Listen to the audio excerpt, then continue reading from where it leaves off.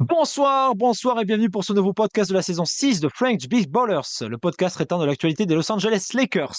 Elle est là, enfin là, cette petite lueur qu'attend longuement chaque fan de basket depuis la fin juin, le retour de la saison NBA. Fini les déclarations flinguées concernant les immenses progrès individuels réalisés, les transformations physiques ou les promesses d'un avenir meilleur, il est venu le temps de prouver. Le Media Day et les training camps sont clos, la pré-saison s'achève et la vision alléchante d'un duel face aux champions en titre grandit à vue d'œil. L'occasion de faire un point sur l'effectif des Lakers, ses limites, mais aussi ce qu'on peut espérer de l'exercice à venir. Optimisme ne rime pas avec renouveau complet et il faut garder ce qui fonctionnait les années précédentes. C'est aussi notre cas puisque Nas est toujours là pour m'accompagner. Nas, comment ça va? Salut Clem, salut à tous. Écoute, plaisir d'être là, sixième saison. Donc ouais, ça fait quand même 6 ans à peu près qu'on fait ces podcasts. Pour le meilleur et pour le pire, souvent pour le pire quand même. Mais toujours, toujours un plaisir d'être là et puis on va pouvoir se projeter un petit peu cette saison qui arrive.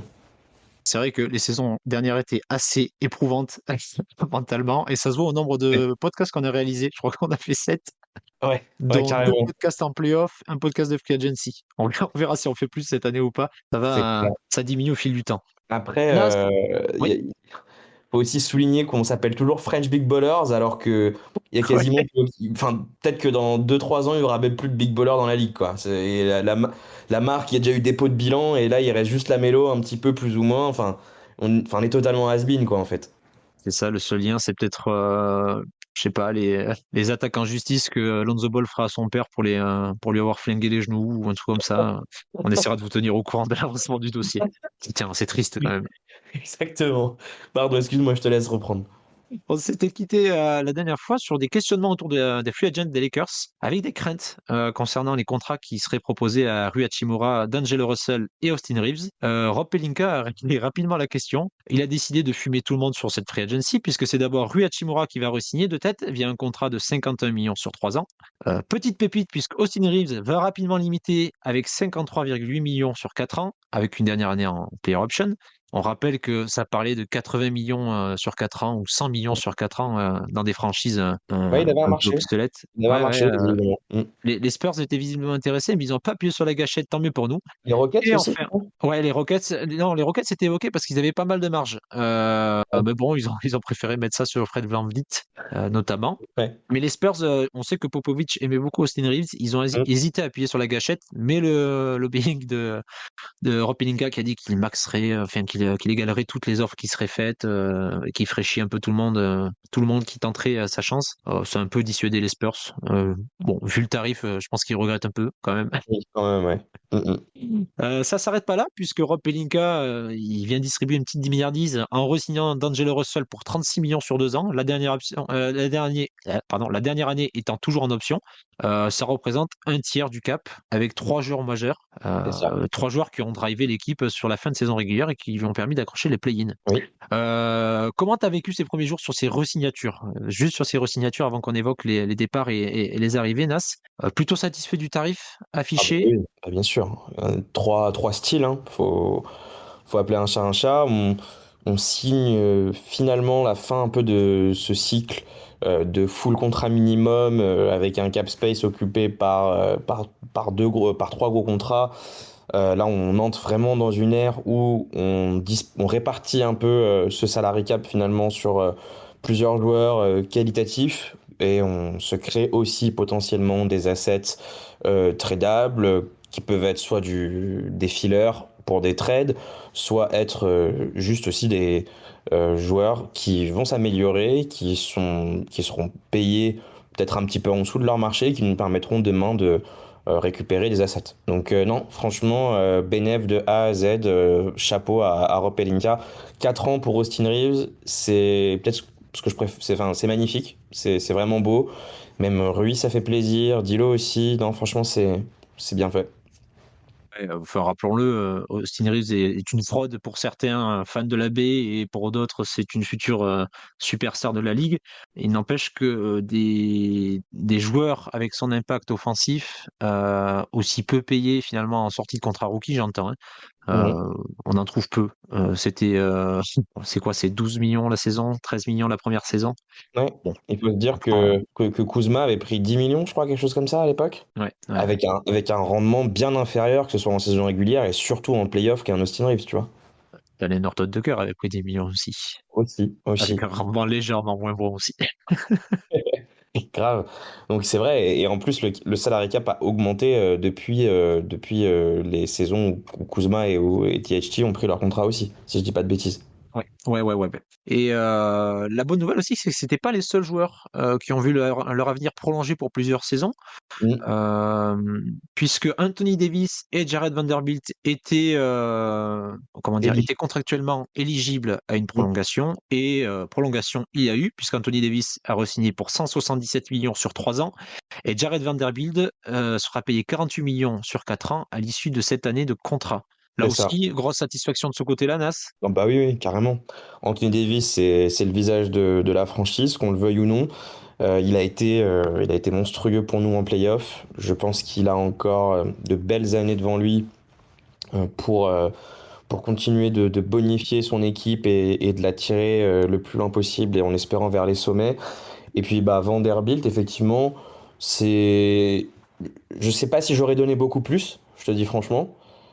Mais la prolongation était de mise. Il allait forcément avoir un marché tôt ou tard, ce mec, parce que il a quand même des qualités très très importantes pour une équipe. Et il a su se rendre quand même souvent indispensable.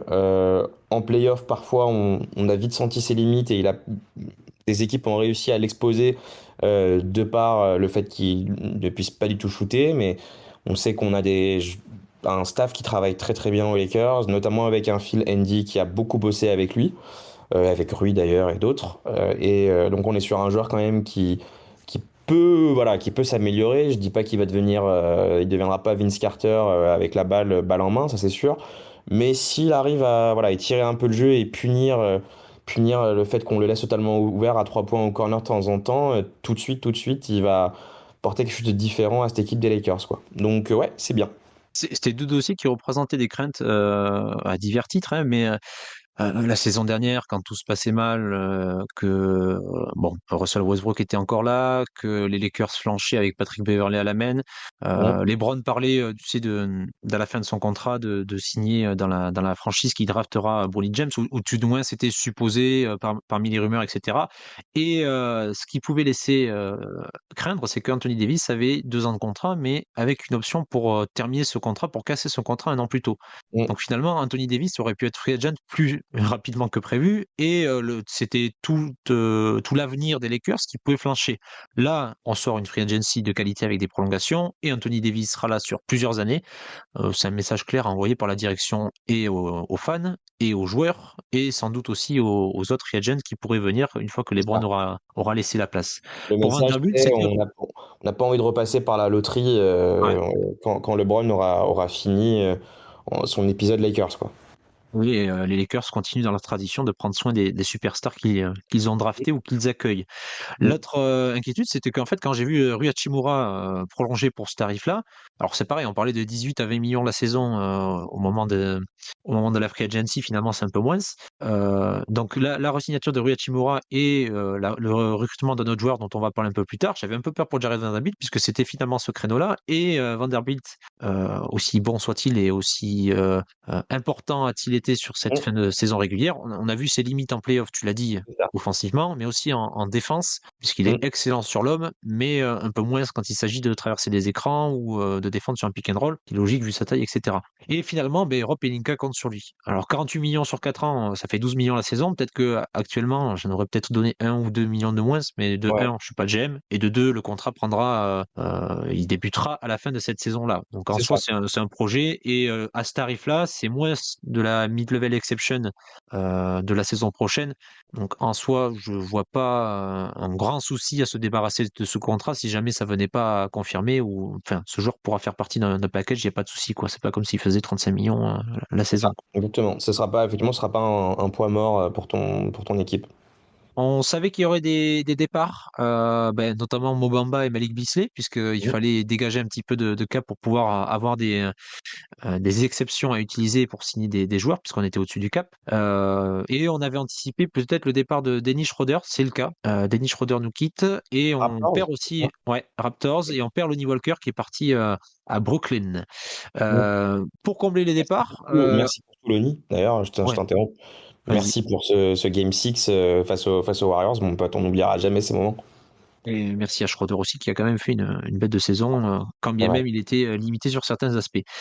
Pour combler ces départs qu'on pourrait estimer plus ou moins importants, on a utilisé toutes les mannes financières du côté de Pelinka, puisque on avait une mid-level exception pour recruter Gabe Vincent sur 3 ans, arraché à Miami, Mhm. et la biannual exception, qui est une exception de 4,5 millions utilisable une année sur deux, on l'a donnée à Torrent Prince, C'est ça. qui viendra renforcer l'aile. C'est pour ça que je parlais tout à l'heure de Rui Hachimura et de la recrue, c'est Torrent Prince qui nous fera un grand bien.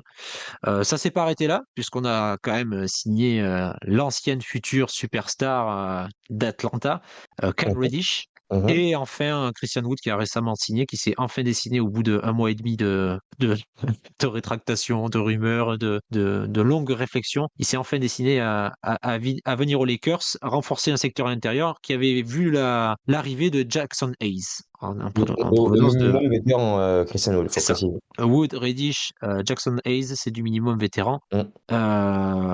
Et voilà, grosso modo, c'est 5 recrues. Nas, est-ce qu'il y en a une qui te plaît particulièrement parmi ces 5 recrues? Est-ce que tu as une recrue qui te gêne? Est-ce que tu voulais utiliser ta mid-level exception sur un mec comme Gabe Vincent? Ou, Bah, en plus, il était dans notre shortlist, hein, nous, je crois, Gabe Vincent, du podcast il me semblait qu'on en avait discuté, je suis plus sûr. je sais plus si on en a parlé. Ouais, bon, peu importe, mais non, ouais, pas mal. Joueur quand même intéressant. De toute façon, tu vois, en perdant Schroeder et en misant, on va dire, sur D'Angelo Russell et sur Austin Reeves pour avoir un backcourt titulaire qui va jouer beaucoup de minutes, il faut aussi que tu puisses préparer une rotation et des joueurs solides pour venir prendre le relais sur une seconde unit. Euh, J'adore Max Christie, mais un petit guard supplémentaire avec de l'expérience, pourquoi pas. Ça tombe sur Gabe Vincent, c'est un profil intéressant, plutôt satisfait. Et pareil pour Torian Prince. Torian Prince, profil qu'on n'a pas beaucoup l'habitude de voir aux Lakers, des joueurs qui savent tirer à 3 points, qui savent très bien tirer à 3 points. Donc non, non, plutôt positif. Cam Reddish, bah, je pense un peu comme toi, et on aura peut-être l'occasion d'en reparler peut-être encore plus ou plus longuement cette année. Peut-être pas le profil qui m'emballe le plus. Et Christian Wood, pour le coup, au minimum. Je trouve ça vraiment bien. Je trouve ça vraiment bien. En tout cas, pour apporter de la polyvalence à ce secteur intérieur qui, quand même, commence à avoir une jolie gueule. Parce que quand tu as en rotation à ta disposition, en tout cas, t'es Darvinham, tu as AD, Rui, Vanderbilt, Torian Prince, Christian Wood, Jackson Hayes, on peut pas dire que tu sois cantonné à devoir jouer en permanence le même type de basketball. Là, tu peux varier, enfin, t'as différents match-up et c'est intéressant. Tu vas pouvoir avoir du spacing autour d'AD, tu vas aussi pouvoir avoir un petit peu de physique aussi avec AD. Enfin, c'est sympa, c'est intéressant en tout cas. Alors, j'ai souvenir que le recrutement de Gabe Vincent s'est fait après celui de Ouais. Javon Carter aux Bulls. Ouais. Oui, on le voulait, Euh, effectivement. ouais, lui que j'avais sur la liste, et qui est finalement moins payé que Gabe Vincent, et en soi, qui était sans doute meilleur défensivement, mais plus limité offensivement. C'est ça. L'avantage de Gabe Vincent par rapport à Dennis Schroeder, puisqu'il y a une comparaison qui se fait automatiquement entre les Ah, deux, l'un pourtant. part et l'autre arrive, je pense que c'est la complémentarité avec les autres joueurs du backcourt. Mm. Austin Reeves a demandé à avoir un peu plus le ballon dans les mains, ou tout du moins a dit qu'il était prêt à endosser des responsabilités offensives, même à jouer meneur de la manière la plus, comment dire, propre possible, au sens le Ouais. plus propre possible. Et en Porter la soi, balle. ouais. Et Gabe Vincent est capable, lui, de jouer off-ball, ce qui Mm, est plus compliqué pour Dennis Schroeder, qui est limité avec son tir à 3 points. mm. Gabe Vincent est bon off-ball, bien qu'encore perfectible sur catch and shoot. C'est pas non plus un excellent shooter. Pas un sniper, hein. Mm, Mais c'est un mec qui est capable d'enchaîner 3 réussites, d'en rater 4, etc. Mais sur les 3 dernières saisons, grosso modo, qu'il a joué, parmi les meilleurs joueurs à 3 points enfin, à pull-up, qui peuvent pull-up sur 3 points, il est toujours dans les 70 ou 60% 70, pardon, ou 60e percentile de la ligue. C'est-à-dire qu'il y a 60% des joueurs qui sont moins bons que lui sur ces domaines-là. Ça reste quand même une certitude, ou du moins un joueur solide sur la capacité à étirer le jeu. Tu l'as mm. dit, Torrent Prince, lui, arrive quand même avec un bagage encore plus important et encore plus de certitude à 3 points. Je me suis fendu d'un tweet là récemment. Ouais, je l'ai J'espère vu que ça va passer. durer. avec une précision ultra efficace à 3 points. C'était le cas les saisons précédentes sur catch and shoot. C'était le cas aussi sur en sortie d'écran. Moi, ce qui m'intéresse le plus avec lui, c'est quand même qu'il est capable et il s'est rajouté des armes sur la finition en cercle. À l'époque d'Atlanta, c'était assez rudimentaire son jeu. Là, il s'en sort plutôt bien. Il a même développé un petit flotteur. Il est au-dessus de la moyenne de la ligue sur le flotteur. Tu vois, il y a quand même des options assez énormes et un panel d'armes qui pourront écoler à des line-up où il y aura LeBron et AD pour driver l'attaque et coller à une line-up où il y aura D'Angelo Russell ou Austin Reeves qui dirige le jeu et il aura un rôle un peu plus intérieur, quoi. C'est ça. Et tiens, j'en profite. Dans l'ensemble, il y a une analyse que je vois pas souvent sur les Lakers, mais qui m'a un petit peu sauté aux yeux quand j'ai ouvert le roster l'autre jour.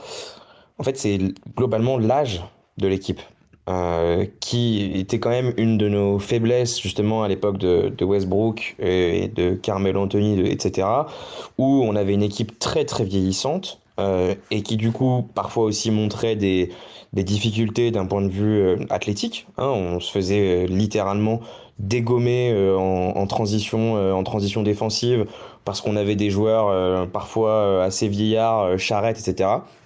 Et là, aujourd'hui, quand tu re-regardes cet effectif, il a été en fait énormément rajeuni en réalité. T'as LeBron qui est évidemment le vieillard du groupe, 38 ans. T'as AD qui a 30 ans et AD, du haut de ses 30 piges, est le deuxième joueur le plus vieux de l'équipe. C'est quand même pas rien. Et ça, je pense que c'est quelque chose qui nous manquait, clairement, d'avoir un peu de jeunesse, un peu de capacité athlétique autour de LeBron.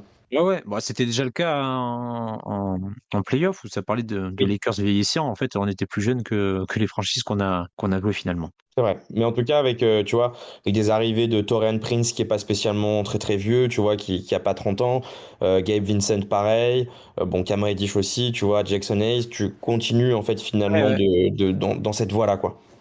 Tu gardes encore tes rookies que tu as draftés, donc ça fait quand même un paquet jeune. Enfin, Mm. pareil, on rebondit puisqu'on a parlé de Gabe Vincent. Certains se sont dit qu'il fallait. On avait recruté Gabe Vincent et qu'il fallait pas garder D'Angelo Russell parce qu'il y avait Jalen Uchi-Fino à faire jouer. Ouais. Bon, faut pas abuser non plus, quoi. Ouais, ouais, ouais. Enfin, à moins d'une grande surprise et d'énormes progrès affichés, et d'un contexte qui Pas lui du sourit tout. avec les blessures d'adversaires, ouais, il Mm. va pas toucher le terrain, quoi. Ouais, ouais. Et c'est en rien inquiétant de joueur qui est sélectionné en milieu de premier tour, hein. C'est le jeu et je pense qu'il va se développer et ça deviendra un bon joueur. Mais l'année prochaine, c'est pas son truc. On veut jouer, on veut gagner un titre C'est puisque c'est quand ça. même l'objectif.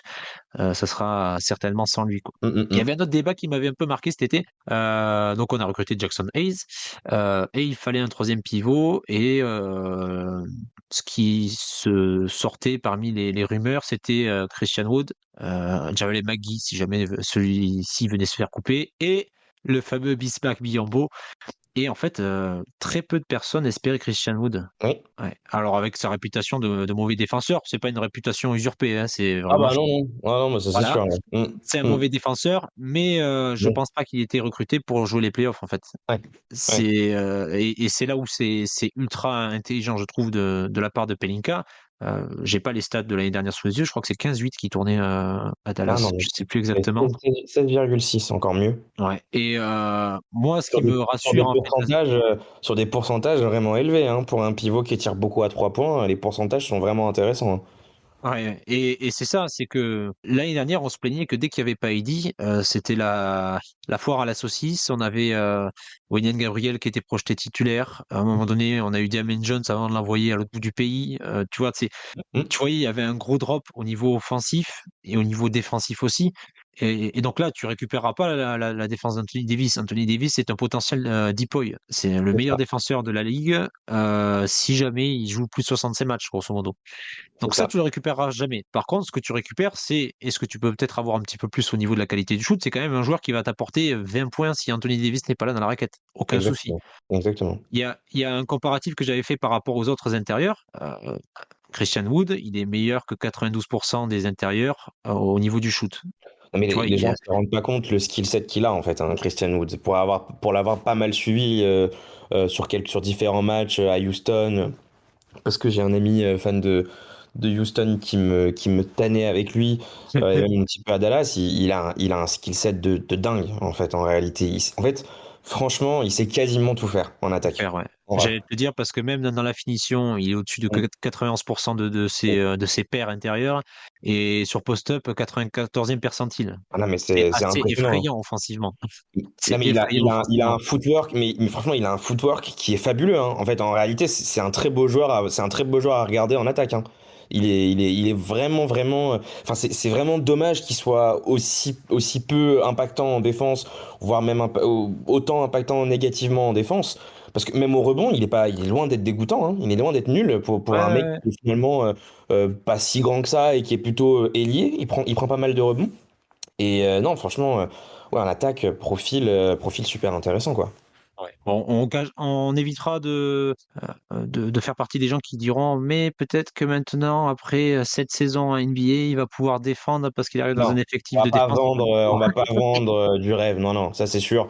Et tu l'as dit très justement, tu ne prends pas Christian Wood en te disant que c'est ce mec-là qui va t'emmener en finale NBA au moment des playoffs. Tu le prends effectivement en te disant, si j'ai un drop de forme physique de mes stars pendant la saison, je vais avoir un mec qui va être capable de maintenir l'équipe à flot et effectivement j'aurai pas des actions un peu poulet sans tête de Wei Yen où là tu te prends la tête entre tes mains et tu te dis mais putain qu'est-ce que je suis en train de regarder quoi.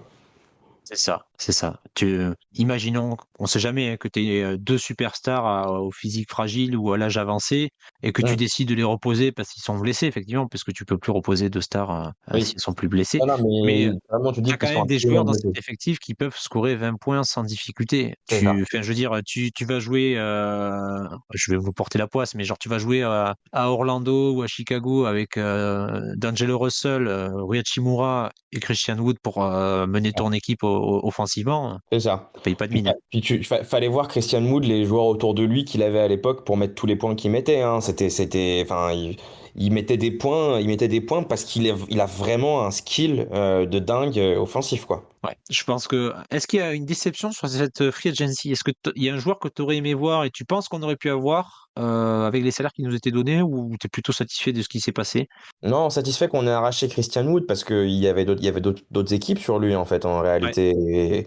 Et tu chopes ce mec gratuitement, enfin, quasi gratuitement, quoi. C'est fou. En vrai, Ouais. c'était dingue. Non, franchement, allez, peut-être Jackson Hayes, parce que c'est un trou du cul dans la vraie vie, tu vois. Ça me fait chier d'avoir un trou de balle dans mon équipe, avec tout ce qui se traîne comme casserole judiciaire, etc. Mais non, sinon, dans l'ensemble, non, plutôt satisfait. Enfin, je suis pas sûr qu'on aurait pu faire bien mieux. En fait, l'objectif de cette free agency, pour nous en tout cas, c'était de re-signer les joueurs sur lesquels on a eu des certitudes pendant les playoffs. Austin Reeves, Rui, continuer avec des joueurs qui, mine de rien, bonifient l'équipe sur des aspects particuliers comme le playmaking ou le pull-up à 3 points. D'Angelo Russell, c'est chose faite. N'est pas non plus à l'abri que D'Angelo Russell sorte de bons playoffs, sachant qu'il s'est vraiment fait exploser et défoncer par Bruce Bowen aux Nuggets, mais en réalité, le reste de ses playoffs était moyen plus, c'était pas non plus cataclysmique. Non, non, non. Ouais. Non, plutôt bien. Et puis, faut s'imaginer aussi que dans tout ça, peut-être que Max Christie va se mettre dans le mix comme il a pu faire en Summer League et un petit peu en pré-saison. Et voilà, quoi. Non, franchement, on est bien.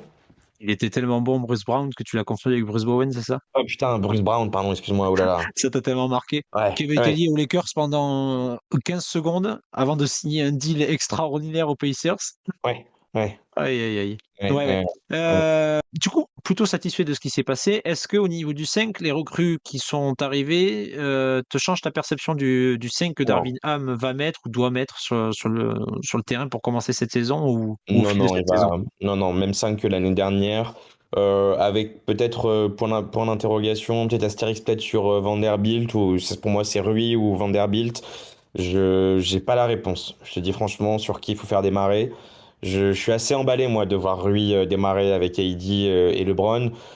En même temps, je me dis sans Vanderbilt, peut-être qu'on va être très très limité défensivement aussi. Donc ouais, voilà, peut-être pour la stabilité, garder ce 5 avec Vanderbilt.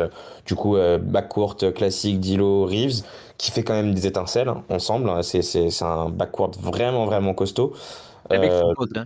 hmm, Les mecs sont potes dans la vie de tous oui, les jours. Ils vont jouer carrément, au golf et tout. Ça carrément. paraît assez étonnant quand tu vois que Austin Reeves dit ouais, je peux jouer meneur à temps plein, il n'y a pas de souci. Que son meilleur pote dans l'équipe, c'est D'Angelo Russell. Mais Ouais. j'ai D'Angelo Russell qui avait été confirmé avec. Enfin, il y a eu pas mal de rumeurs, etc. Gabe Vincent est arrivé, il défend mieux, on va le mettre à côté de Austin Reeves, ça sera plus équilibré et tout. Darvin Ham a dit avant le training camp, ce sera D'Angelo Russell à la main, Austin Reeves à l'arrière, LeBron et AD dans le 5, et après on verra pour le cinquième joueur qui les rejoindra. Est-ce que Hmm. ça te paraît pertinent ça du coup, ou toi t'aurais mis Gabe Vincent dans le 5? Non, non, non, non. Darwin Ham tient le bon bout.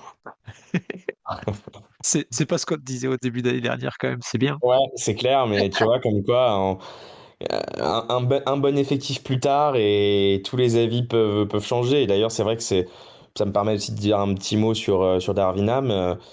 Il a quand même plutôt pas trop mal mené la barque, hein, finalement, pour nous. Et tu vois, je suis plutôt hypé, plutôt excité à l'idée de voir cette saison 2 aussi de coaching de Darwin Ham parce que on a encore remarqué en pré-saison l'utilisation enfin, il montre encore qu'il a un playbook vraiment intéressant. Donc, j'attends de voir. Ouais, on l'a vu progresser en fait avec l'effectif C'est ça. qui s'est amélioré et qui s'est perfectionné au cours de la saison. Un effectif qui collait peut-être plus à ce qu'il voulait mettre en place offensivement, à ce que lui et Chris Gent, son assistant Mm. principal, voulaient mettre en place offensivement. Et mais c'est pareil, c'est en pré-saison, c'est quand même satisfaisant ce qu'on voit, c'est Ouais, rassurant. carrément. On voit un peu plus de variété, encore plus au niveau de l'alignement, c'est-à-dire que parfois on joue avec 5 joueurs en dehors de la raquette. Mm. On se plaignait l'année dernière des problèmes de spacing et des prises à deux constantes sur Anthony Davis ou LeBron au poste. On a vu quand même des choses assez fluides en ce début de saison, sans renouveler du tout au tout, hein, mais en rajoutant de la qualité sur les joueurs et de la qualité dans les systèmes utilisés. Franchement, c'est très intéressant offensivement. C'est clair, c'est clair. Tu voulais rajouter quelque chose sur ça, ou je peux juste revenir sur la place de Vanderbilt, puisque toi Non, non, vas-y, tu peux go sur Vando, allons-y. tu mettais Vanderbilt et Rui en balance pour le poste d'ailier fort, titulaire.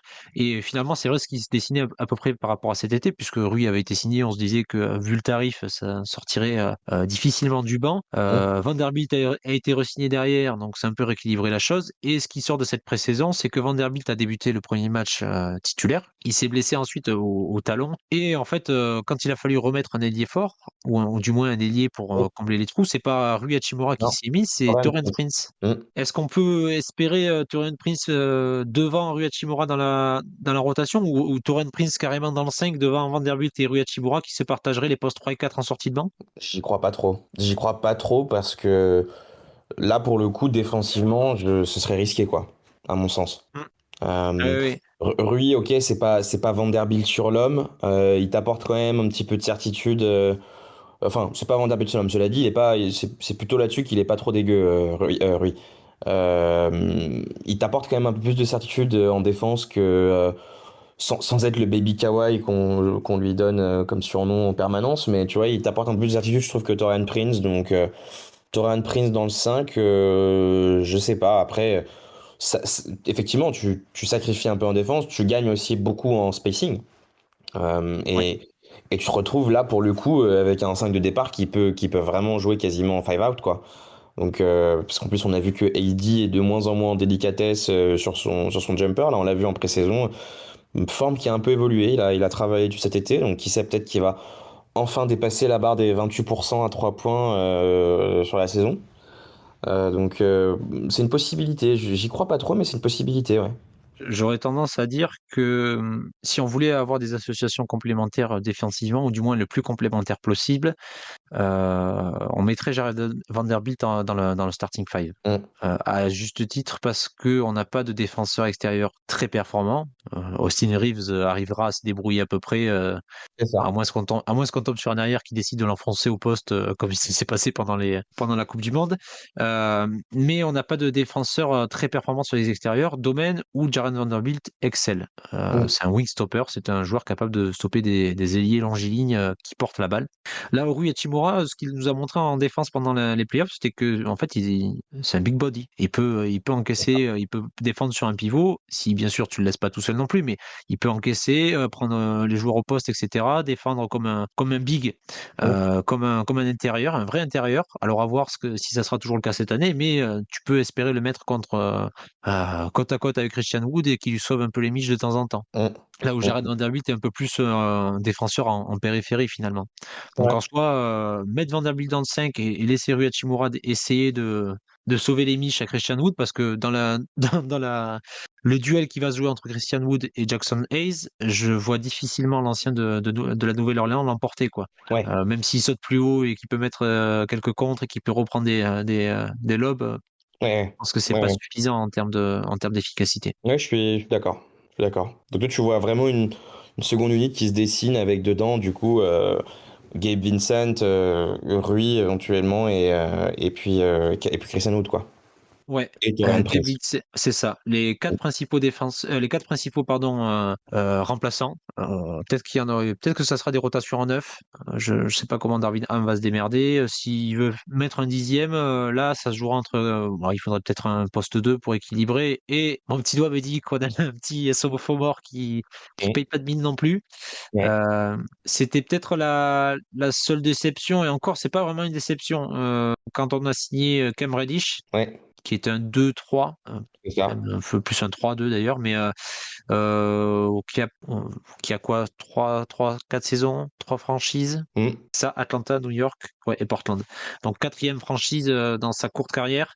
Je me suis dit, mais putain, pourquoi aller le chercher alors que tu peux faire jouer un jeune, mais c'est peut-être une bonne chose d'aller le chercher, sachant que Cam Reddish sera peut-être pas de la grande concurrence pour Max Christie. On verra comment ça va se passer.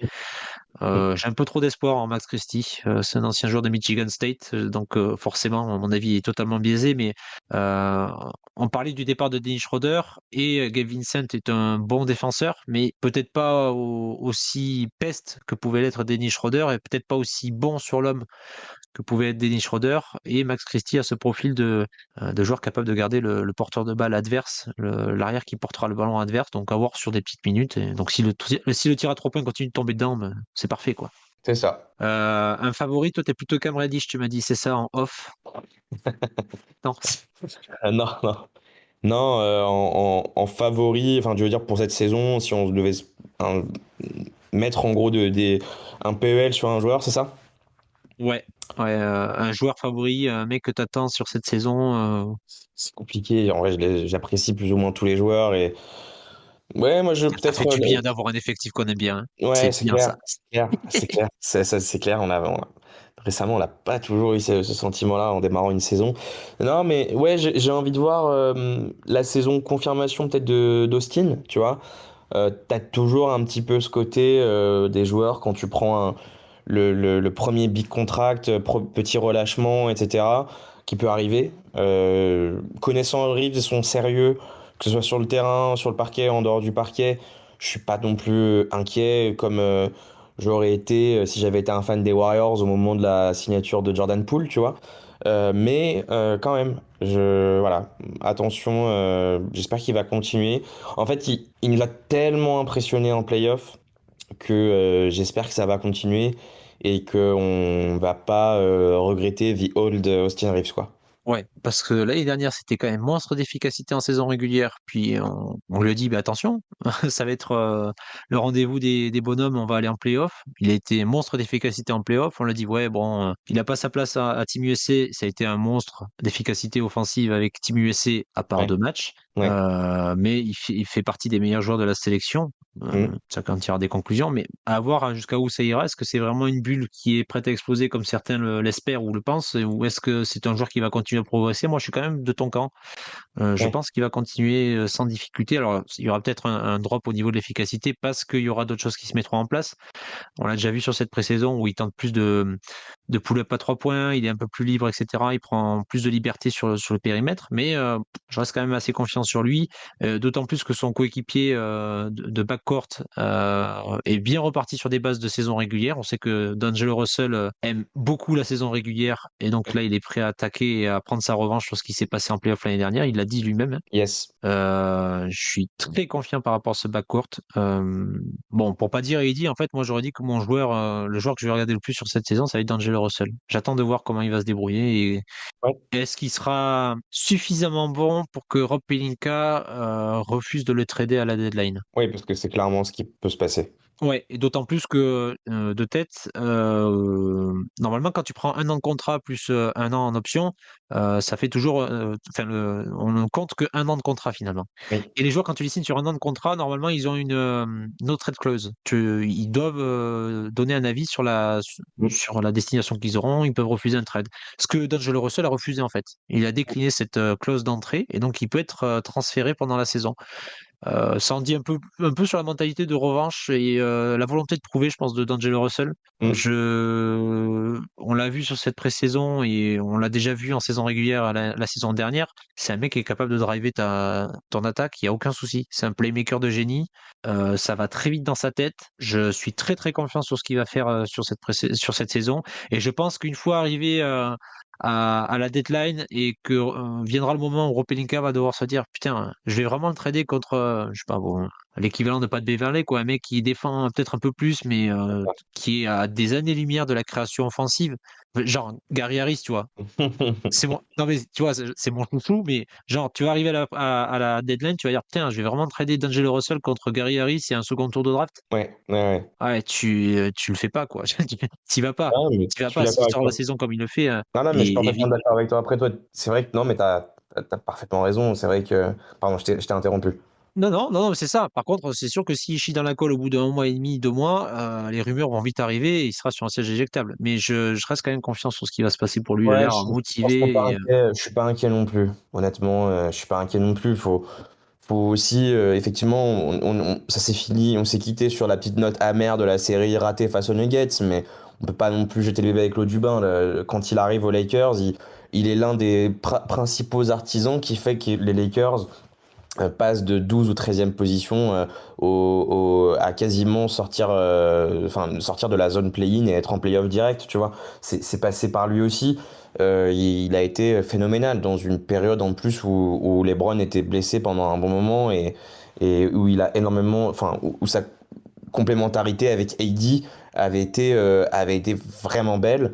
Là où, à l'époque d'un autre grand meneur qu'on a eu aux Lakers, avec qui on nous survendait une entente de dingue avec AD, bah, on le voyait pas tant que ça sur le terrain, quoi. Tu vois, sur le parquet, c'était pas non plus les Harlem Globetrotters, quoi, tu vois. Rajon Rondo.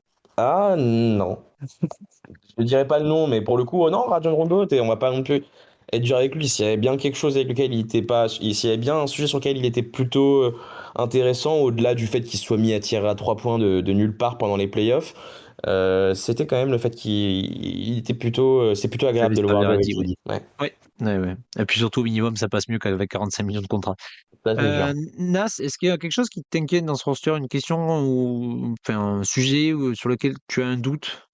Enfin, je sais pas, par exemple, au hasard, hein, la défense de ton backcourt, est-ce que ça va tenir la route sur la saison régulière ou un truc comme ça? Ou est-ce que Christian Wood va mettre plus de 20 matchs avant de bouder parce qu'il a que 15 minutes par match? Ouais. Est-ce que LeBron est vraiment revenu à son niveau physique? Truc comme ça? Pas inquiet pour LeBron et Eddie. Les nouvelles sont plutôt bonnes. Ils en parlent les deux déjà assez librement et plutôt rassurés. De toute façon, confiance totale dans les deux. Effectivement, tu l'as dit à juste titre au hasard, la défense sur le bac court, c'est peut-être ce qui m'inquiète un petit peu, effectivement. Euh, on va voir si D'Angelo Russell aussi peut se montrer peut-être un peu plus efficace qu'avant. Mais bon, c'est un peu comme Christian Wood, tu peux pas non plus mettre ta barre d'attente trop trop haute sur la défense pour Dilo. Même si à chaque fois tu ne peux que regretter le fait de dire que comment c'est possible qu'un meneur aussi grand avec une telle envergure soit aussi quelconque en défense. Mais ouais, la défense, effectivement, sur le bas court, les tweets, on va dire, subliminaux et cryptiques de Christian Wood, effectivement, au bout de 3 semaines, ça peut être une inquiétude. Mais non, dans l'ensemble, je pense que les Lakers vont faire une bonne saison régulière. Je t'emboîte un petit peu le pas sur prochain sujet, mais ouais, moi je suis plutôt confiant pour cette saison qui arrive là. Pareil. Moi, la question que je me pose quand même, c'est que l'année dernière, avec euh, un matériel finalement assez limité sur le plan défensif, en début de saison, quoi qu'on avait quand même Patrick Beverley pour défendre les extérieurs normalement, Mm. euh, on termine quand même parmi les meilleures défenses de la ligue. C'est-à-dire qu'après après le All-Star, on est quatrième défense de la ligue de tête. Ouais, c'est sa quatrième défense de la ligue au defensive rating. Et avec, pareil, toujours ce backcourt qui est assez limité athlétiquement, on va dire. Athlétiquement, ouais. Mm.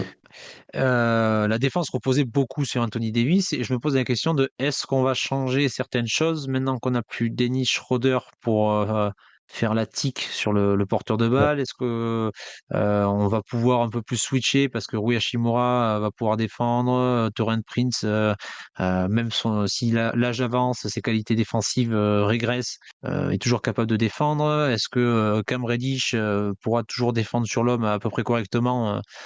Sans totalement être flingué en dehors. Tu vois, est-ce qu'on va switcher? Est-ce que toujours défendre sur ce système Mm. de drop où on aura forcément des mauvais défenseurs ou des défenseurs moyens sur le pick and roll? Et est-ce qu'on laissera AD toujours 5 mètres, 5 pas dans la peinture pour laisser pull-up à mi-distance ou pull-up à 3 points des mecs comme Damien Lillard ou Steph Curry? Mm. Ou alors on va switcher? Moi, c'est ma question et c'est la question que je me pose en ayant vu Jared Vanderbilt se faire sortir totalement de la rotation face à Golden State, Ouais. dès que Steve Kerr a demandé à Stephen Curry de jouer le pick and roll à fond et de jouer comme un sagouin et d'essayer de sortir Jared Vanderbilt de sa zone de confort, à savoir l'isolation ou savoir à peu près sortir de l'écran et défendre en home contre home, quoi.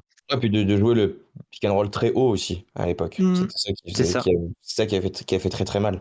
Est-ce que C'était le fait c'était- qu'on ait recruté c'était des un joueurs, voilà, pick and roll quasiment à la ligne médiane, avec un Steph qui passait assez facilement et qui pouvait pull up quasiment ouvert. Enfin, en fait, ouvert pour Steph Curry, peut-être un peu moins pour d'autres joueurs, tu vois, mais c'est ça, quoi, effectivement.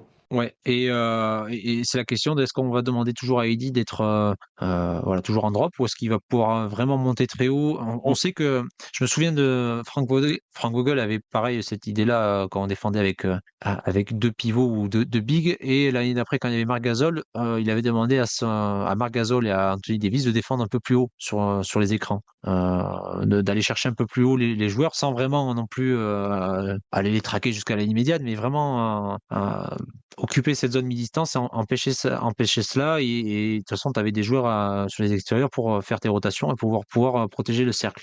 Là, je sais pas, Darvin Ham semble vraiment fanat de cette défense en drop. Ouais. Donc, on l'a vu sur la pré-saison un petit peu. Enfin, si on peut parler de défense sur la pré-saison, hein, toute proposition gardée.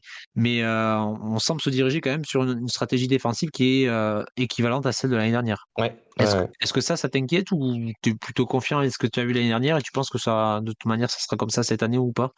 Bah, écoute, c'est difficile à dire. C'est vrai que en fait, en réalité, on a une équipe qui va être polyvalente en attaque, ça on le sait. Effectivement, en défense, comme tu le dis, ça peut être inquiétant de reposer sur le drop contre des équipes. Après, tu vois bien, en playoff, en fin de compte, l'équipe sur laquelle tu as le plus peur de défendre en drop, ce serait contre les Warriors, du coup, puisque l'idée c'est qu'ils peuvent pull-up avec n'importe qui, finalement, dans leur équipe et qui te font remonter très très haut sur le parquet. On a vu que contre des équipes avec, on va dire, une formation intérieure un peu plus standard, comme typiquement les Grizzlies au premier tour, ou même les Nuggets qui nous ont certes collé un sweep, mais qui est, on va dire, un anchor big en permanence qui est là. Ouais, je sais pas. Difficile de répondre à ta question. Est-ce que c'est sur le fait que ça m'inquiète? Euh, je sais, je sais pas si on a forcément plus de matériel pour permettre à Eddie de monter. C'est très intéressant que tu fasses l'analogie avec Frank Vogel parce que moi, quand tu as commencé sur ce sujet-là, je t'ai dit, ben, j'allais t'interrompre pour te dire, c'est quelque chose que tu pouvais faire quand tu avais Marc Gasol. Tu pouvais te permettre de le faire quand tu avais Marc Gasol. Autrement dit, un pivot qui va pas se faire piétiner et qui sait défendre un peu plus bas. Là, en l'occurrence, je vois pas qui dans cet effectif est capable de le faire, à l'exception peut-être de Jackson Hayes, et parce qu'il est, et je dis ça uniquement parce qu'il est grand et parce qu'il saute haut, quoi. Mais voilà. Ok, ok. Bon, on va voir comment on Et va se. c'est toujours la même chose, en fait. Quand AD monte, quid de ta protection de cercle? C'est ça, c'est Et, ça. et à l'heure actuelle, avec ta protection de cercle, avec Rui, enfin avec l'effectif que tu as actuellement, hormis Jackson Hayes, je vois pas qui a ce profil Ouais, c'est rim limité, ouais. protector aux Lakers, quoi, finalement. C'est ça, C'est un c'est peu ça, ça le c'est ça. souci. Comme quoi, on rappelle que le joueur préféré d'Anthony Davis aurait dû être Miles Turner, le coéquipier préféré aurait dû être Miles Turner.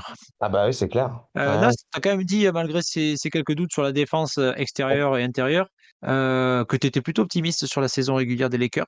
oui. On passe au petit prono là. Comment tu le sens au niveau classement? Est-ce qu'on va finir encore ric-rac à se disputer le Non. play-in avec les Wolves? Non, non, moi je nous vois top 4. Top 4, top 4. Je, Ouais. je crois que les Bastien et Alex parlaient de huitième et dixième, c'est ça, je crois? Non, sixième et huitième, je crois. Ouais, 6e et J'ai vu. 8e? Ouais, Ouais, non, je nous vois. Basket USA a mis deuxième. On va faire un milieu, ouais. Top Ouais, 3 qui peut deuxième, faire une bonne saison. Ouais. on faudra voir, mais oui, non, je pense qu'une 4e place est jouable, hein, franchement. Ouais, Je, je, ouais, je- ouais. j'arrive pas trop à voir en fait quelle équipe sur le papier éteint vraiment les Lakers, peut-être à l'exception peut-être des Suns, effectivement, là quand tu regardes comme ça, peut-être des Suns et peut-être encore des Nuggets qui sont champions en titre et donc tu ne peux pas négliger. Toujours pareil, tu as toujours la chimère des Clippers qui sont toujours placés premiers de conférence Ouest chaque début de saison avant qu'elle ne démarre, jusqu'au jour où où Kawhi se réveille avec des soucis à ses genoux, ou Paul George pareil, tu vois. Donc, enfin, je vois pas qu'est-ce qui justifierait de mettre les Lakers hors du top 4, par exemple, tu vois, et de mettre les Clippers dans le top 4. Je vois pas ce qui justifierait ça. Donc, moi, par chauvinisme, je vais mettre les Lakers dans le top 4. Ouais. Et l'avantage par rapport aux saisons précédentes, c'est que ça a toujours été le même souci, c'est que qu'importe le classement, si jamais tu es en playoff, ce qui comptera, ce sera la bonne santé de LeBron et d'AD pendant ces playoffs-là. Mm. Si les deux vont, tout ira bien. Ce qui n'est pas le cas sur la dernière saison. Et d'autant plus qu'on avait un effectif très limité et trop limité pour pouvoir jouer autre chose que des places au milieu de la conférence. C'est Comme on l'a ça. dit tout à l'heure, offensivement, si t'as pas Anthony Davis et t'as pas LeBron James, t'as des mecs qui vont être capables de scorer 20 points et d'aller t'arracher des matchs là où l'année dernière tu les perdais, quoi. Mm. Ouais. Je Tout à pense fait. que quatrième, c'est totalement faisable pour les Lakers. Et si tout le monde va en santé, ou du moins, tu sais, dans la limite du respectable, c'est-à-dire que si Anthony Davis ne se fait pas les croisés en tombant sur D'Angelo Russell et en lui fracassant le crâne, je pense qu'on peut espérer quand même une saison où on finit quatrième de la ligue avec ouais, une cinquantaine de victoires. Ouais. Ouais, ouais, ouais, moi aussi. Ouais, ouais, carrément. On part sur ça. Ok. Bah, je pense qu'on a fait le tour, Nas. Yep. Yep, yep. En espérant que sur les prochains podcasts, on puisse voir ces pronostics se réaliser, ces espoirs se réaliser. Est-ce que tu as un petit mot de la fin là, hein, qui t'arrive? Petit mot de la fin, déjà, merci à tous ceux qui vont écouter ce podcast inlassablement, qui nous continuent de nous suivre un petit peu. C'est vrai que on a reçu pas mal de tweets sur le sujet dernièrement, mais c'est vrai que l'activité du compte a été un petit peu calme. Calme pour plein de raisons, calme parce que ça nous a fait du bien aussi de prendre une pause, je pense, de tweeter moins, d'être moins là. Ça nous a permis de nous ressourcer. Moi, je sais qu'à titre personnel, il se passe beaucoup, beaucoup de choses dans ma vie, euh, que ce soit par rapport à... Enfin bref, j'avance quoi, j'avance et pas forcément autant de temps qu'avant pour pouvoir tweeter. Donc quand j'ai des moments un peu critiques où je peux justement me permettre d'avancer, je prends soin de moi avant. Mais bon, ouais, la preuve, je suis toujours là pour les podcasts et hâte que cette saison démarre. Bon, là, on a une équipe qui donne envie, quand même, faut le dire, et ça va être d'autant plus cool de pouvoir la suivre. Bon, moi, si je peux donner un mot de la fin, c'est j'espère que nos collègues seront de retour la prochaine fois, puisque à deux, c'est pas qu'on s'ennuie, mais c'est Ouais, beaucoup plus drôle d'entendre les voix d'Adrien et de Ben échanger avec nous. c'est clair. Surtout si c'est pour se branler sur des victoires des Lakers avec un D'Angelo Russell en 20 points, 10 passes et un Anthony Davis qui fait une saison de MVP. C'est clair. C'est clair. Ben, on prend rendez-vous. On prend rendez-vous Rendez-vous. d'ici 1 mois, 2 mois pour faire le point. Eh bah, yes. Allez, ciao, bonne soirée à tout le monde. Bonne soirée, ciao, ciao.